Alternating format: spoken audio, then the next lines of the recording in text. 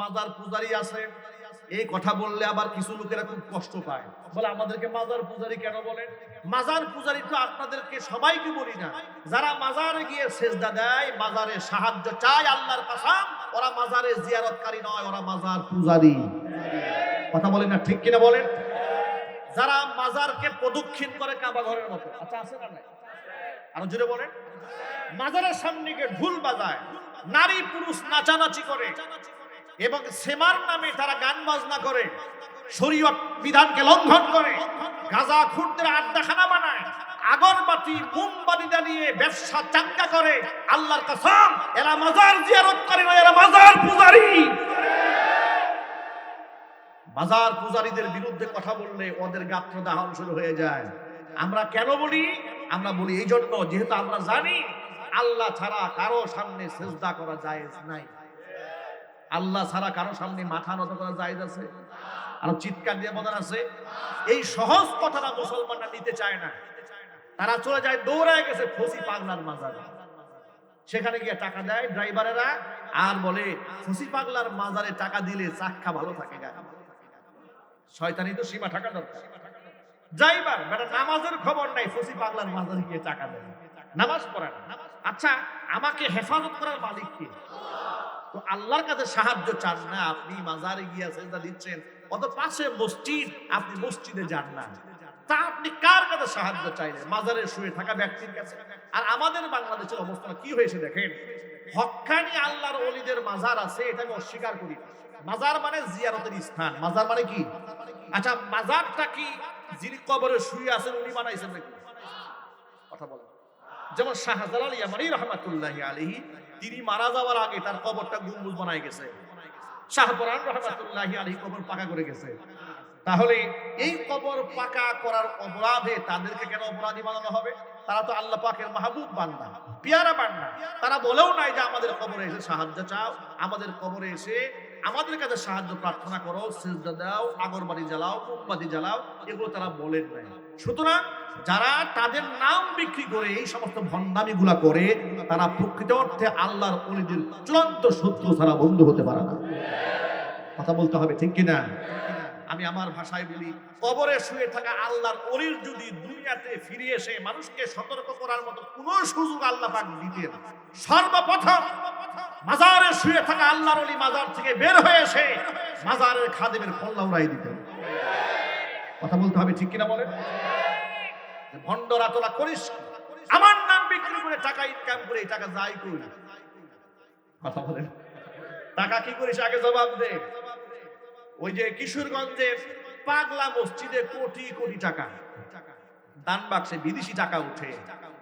আমি তথ্য তালাশ করতে শুরু করলাম যে এই টাকা আসে কোত্থেকে।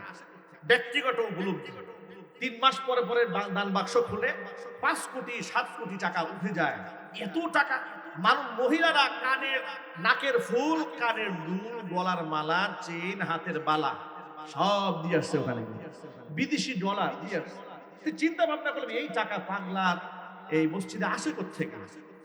আমি আমার ব্যক্তিগত জীবন থেকেই দেখলাম যে আমার ঘনিষ্ঠ খাদেম বাড়ি বরিশালে, ও একদিন আমাকে ছুটি যাচ্ছে, হুজুর আমার একটু কিশোরগঞ্জ যেতে হবে। কেন? কিশোরগঞ্জ কেন যেতে হবে? বলে আমার এক আত্মীয় আমাকে 1000 টাকা দিয়েছে পাগলা মসজিদে পাঠাবার। তখন আমার কাছে প্রশ্ন হল হয়ে গেছে, বরিশাল থেকে লোক মারফত ছুটি নিয়ে টাকা যদি যায় 1000 কিশোরগঞ্জে, তাহলে বাদ বাকি টাকা যে কত গঞ্জ থেকে আসে তার কোনো ঠিক নাই। কথা বলেন, ঠিক কিনা? এত এতিমখানায়, এত মসজিদ, এত মাদ্রাসা থাকতে কেন সেখানে দিচ্ছে? তাকে কে যেন বুঝিয়েছে এটা হচ্ছে এমন একটা মসজিদ, এই পাগলার মসজিদের টাকা কেউ দিলে মনের আশা কত পূরণ। কিংবা কেউ বুঝিয়েছে যা দেবেন তার থেকে বেশি ফেরত আসবে। এই দেশের মানুষ তো দারুণ লোভী, নামাজ পড়ুক আর না পড়ুক। কথা বলে না, ঠিক কিনা বলে? দারুণ লোভী, সেই লোভে টাকা দিয়ে দিয়ে সব পাগলা মসজিদে গিয়ে জমা করছে।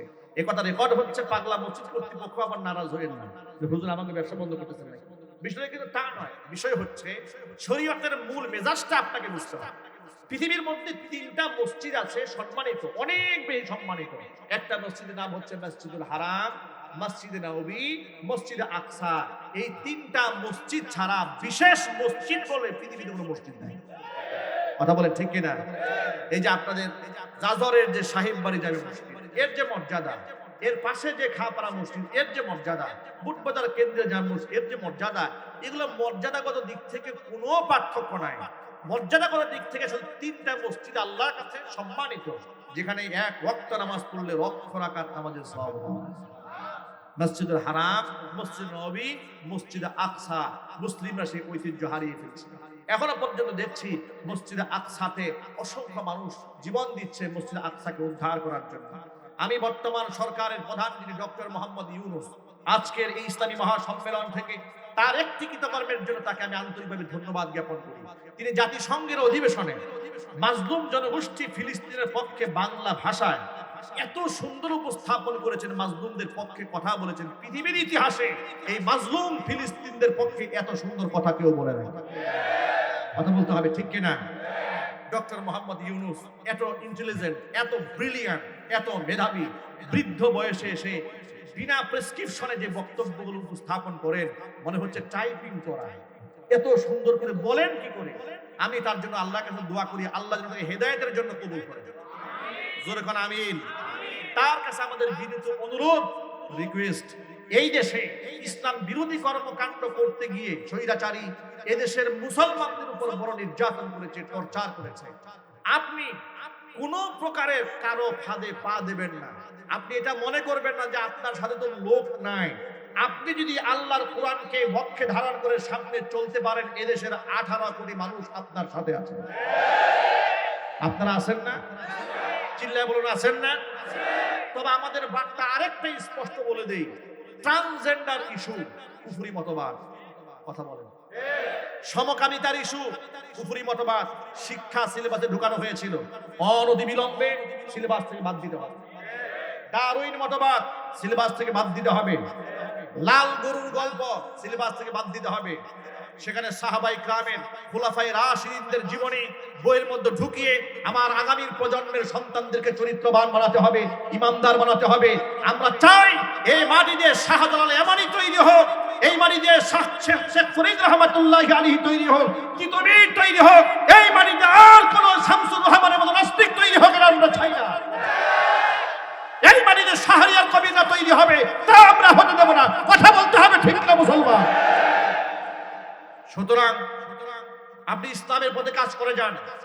আমি দেখেছি আপনি বাংলাদেশের দায়িত্বশীল আলেমদেরকে বিভিন্ন সময় বৈঠক করেছেন, তাদের মতামত শুনেছেন, তাদেরকে মূল্যায়ন করেছেন, তাদের প্রতি আপনি শ্রদ্ধা জ্ঞাপন করেছেন, দেখিয়েছেন।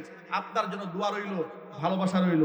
এভাবেই আপনি আলেমদের পরামর্শ নিয়ে রাষ্ট্রের অবকাঠামোকে আপনি সংস্কার করেন, এদেশের মানুষ আপনাকে স্মরণ রাখবে ইনশাআল্লাহ। বলেন যুবকেরা, আলেমদেরকে ছাড়া যাবে না। আলেমরা সমাজের নবী রাসূলদের ওয়ারিস, ইলমের ধারক এবং বাহক, আপনাদের ঈমান এবং আমলের পাহারাদার।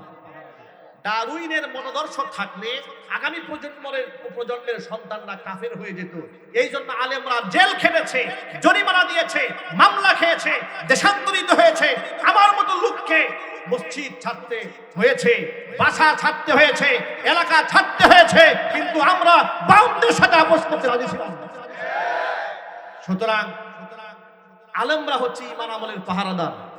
তাদেরকে সামনে রেখে আপনাদের এগিয়ে যেতে হবে। আপনারা রাজি আছেন না ইনশাআল্লাহ? এই যে দেখুন 32 নম্বর ওয়ার্ডে সর্বস্তরে ওলামারা এক হয়ে গেছে, আলহামদুলিল্লাহ বলেন। একটু জুড়ে বলেন আলহামদুলিল্লাহ। এতগুলো মানুষ আপনারা রাত জেগে দাঁড়িয়ে আছেন, কথা শুনতে পাচ্ছেন। ঈমান এবং আমলের পাহারাদারিত্ব আল্লাহ রাব্বুল আলামিন উলামায়ে কিরামদেরকে দিয়েছেন। ইনশাআল্লাহ উলামায়ে কিরাম আপনাদের সাথে ছিলেন, আছেন, ভবিষ্যতেও থাকবেন। আপনারা আলেমদের নেতৃত্বে দেশ চলুক, সমাজ চলুক, রাষ্ট্র চলুক, এটা আপনারা চান না? আরো জোরে বলুন। আগামীতে কে ক্ষমতায় আসবেন আর কে ক্ষমতায় যাবেন এটা আমরা জানি না, কিন্তু আলেম হিসেবে আপনাদের কাছে আমার বিনীত আবেদন হচ্ছে, খুব ভালো করে শুনেন, আবেদন হচ্ছে, আপনি যে নেতাকেই নির্বাচন করেন, আজকে থেকে ওয়াদা করেন কোনো বেনামাজি, কোনো মিথ্যাবাদী, কোনো চরিত্রহীন নেতার পেছনে দৌড়াবেন না। আমি কি এতটুকু আশা আপনাদের কাছে রাখতে পারি না ইনশাআল্লাহ? যদি বলেন না ইনশাআল্লাহ, যে আমরা কোনো বেনামাজির নেতার পেছনে ঘুরবো না, আমরা কোনো মিথ্যাবাদীর পেছনে ঘুরবো না, আমরা চান্দাবাজ টেন্ডারবাজের পেছনে হাঁটবো না, আমরা সত্যনিষ্ঠ ইমানদার ব্যক্তিদের নেতৃত্বে দেশ এবং জাতি এগিয়ে নিয়ে যেতে চাই। রাজি আছেন কারা কারা? হাত দেখতে চাই। আল্লাহ যেন কবুল করেন, জোরে কোন আমিন। আরো চিৎকার দিয়ে এখন আমিন। হাত নামান। আমাদের জামিয়া মাদানিয়া আরাবিয়া গাজীপুর, আপনাদের প্রতিষ্ঠান এখানে প্রতিষ্ঠিত হয়েছে। আন্তর্জাতিক মানের হিফজখানা, নুরানি বিভাগ, মক্তব বিভাগ চালু হয়েছে। পর্যায়ক্রমে এটা বিশ্ববিদ্যালয়ে রূপ নেবে ইনশাআল্লাহ। বলেন না ইনশাআল্লাহ?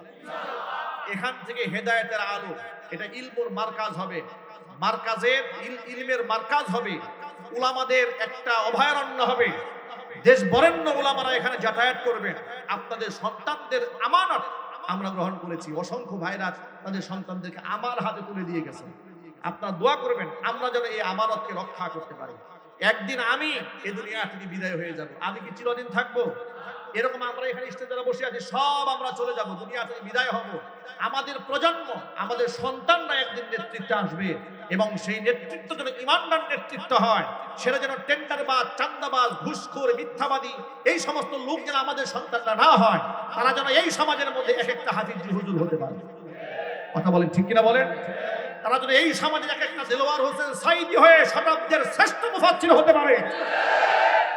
এভাবে আমরা আমাদের সন্তানদেরকে করতে চাই। রাজি আছেন না? আপনারা আমাদের মাদ্রাসার জন্য অন্তঃস্থল থেকে দোয়া করবেন, পরামর্শ দেবেন, বুদ্ধিভিত্তিক পরামর্শ দেবেন, আপনার সন্তানদেরকে দেবেন। আমাদের মাদ্রাসায় ভর্তি কার্যক্রম চলছে আলহামদুলিল্লাহ। আপনারা এখানে আসবেন। আমি আমার জীবনের সমস্ত অর্জন দিয়ে আমি চেষ্টা করব আপনাদের সন্তানদেরকে আমার সর্বস্ব ব্যয় করে হলেও এটা আদর্শ মানুষ তৈরি করার, আদর্শ আলেম তৈরি করার। ইনশাআল্লাহ আপনাদের দোয়া চাই, আপনাদের ভালোবাসা চাই। আপনারা মোহাব্বত করেছেন বিধায় এতগুলো মানুষ এখানে এসেছেন। সাথে সাথে আমি সমস্ত আলেম ওলামাদের জন্য দোয়া চাচ্ছি যে 32 নং ওয়ার্ডের ওলামারা যে একটা ঐক্যের ইউনিট তারা তৈরি করেছে, এটা যেন আরো মজবুত করতে পারেন এবং সামনে সমাজ থেকে শিরিক, বেদাত, কুফর, কুসংস্কার, খুরাফাত, অপসংস্কৃতির সমস্ত আগ্রাসন আমরা সম্মিলিতভাবে আমরা রোধ করবো ইনশাআল্লাহ। আল্লাহ তুমি আমাদের ঈমানের পথে অবিচল থাকার তৌফিক দান করো। জোরে কোন আমিন। ঈমানের পথে অবিচল থেকে আমার মরণ যেন হয়। জোরে কোন আমিন। আর জোরে কোন আমিন। এতক্ষণ পর্যন্ত আপনাদের সামনে কোরআন সুন্নাহ থেকে যে কথাগুলো আমি বলেছি, সবার আগে আল্লাহ তাআলা আমাকে, এরপর আমার ভাইদেরকে, আমার মা বোনদেরকে আমল করার তৌফিক দান করেন। ইস্তিগফার করেন। আস্তাগফিরুল্লাহ আস্তাগফিরুল্লাহ রাব্বি মিন কুল্লি যামবি ওয়া আতুবু ইলাইহি ওয়া লা হাওলা ওয়া লা কুওয়াতা ইল্লা বিল্লাহিল আলিয়্যিল আযীম। মাদ্রাসার আমাদের জামিয়া মাদানিয়া আরাবিয়ার একজন ছাত্র গার্জিয়ানের মোবাইল হারায় গেছে এই মুহূর্তে। যদি কোনো হৃদয়বান ব্যক্তি পেয়ে থাকেন, মেহেরবানি করে আপনারা অবশ্যই মোবাইলটি পৌঁছে দেবেন ইনশাআল্লাহ। অনাকাঙ্ক্ষিতভাবে মোবাইলটি হয়তো হাতছাড়া হয়ে গেছে, আপনারা পৌঁছে দেবেন ইনশাআল্লাহ। আল্লাহুম্মা আমিন।